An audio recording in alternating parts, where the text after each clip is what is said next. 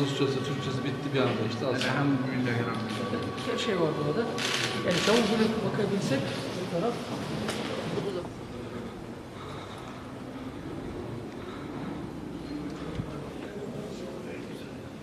Bu kadar.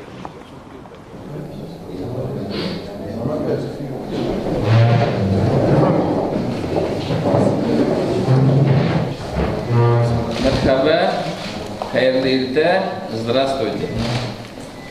Değerli Cumhurbaşkanım, merhaba. Öncelikle hoş bulduk. Sefalar bulduk. Kendimizi kardeşlerimizin arasında, dostlarımızın arasında öz vatanımızda bulduk. Öncelikle ilk söylediğimde, ilk karşılaştığımızda söylediğim gibi benim birinci adım Rüstem. Ben 14 yaşına kadar benim ismim konusunda tereddütler vardı. Anne tarafım beni Rüstem dedi. Baba tarafım Mehmet dedi. Sonra iki aile anlaşamadı. Ortak bir isim Nihat'ta buluştular. Buldu tavalaylar şunu 3 topkır varıp durunda bugün. Sizningçe bu mümkün mü hem nerse hesabına? Hem bizning mana Tatariston shmerkerlarining Turkiyada belgilab olsa bu proyektlar turmuş qo'shilmamiş o'rtada. Sizga ma'lummi bu? Üç tapqir arttırу жеңіл мәселе түгел. Әлбәттә, bu мәсьәләне хәл итәргә кирәк. Моны безнең президентлар куйды, Турция президенты һәм Россия президенты.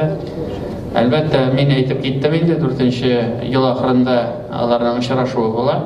Шуңа күрә бу бик зур эш безнең илләребез арасында һәм Татарстанның өлеше зур булырга тиеш. Әйтеп китәргә кирәк, бүгенге көндә безнең ниндер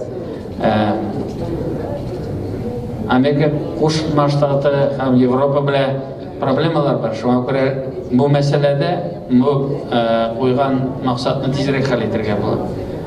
Шуның өстендә эшлибез һәм менә бүгенге бизнес делегация белән очрашу һәм безнең Алабуга бару, Камазда булу, бу киләчәктә нинди юллар бар, яңа проектлар эзлибез. Шуңа күрә мин ышанам, бу мәсьәләдә хәл табабыз, хәл итәргә юлларын табабыз.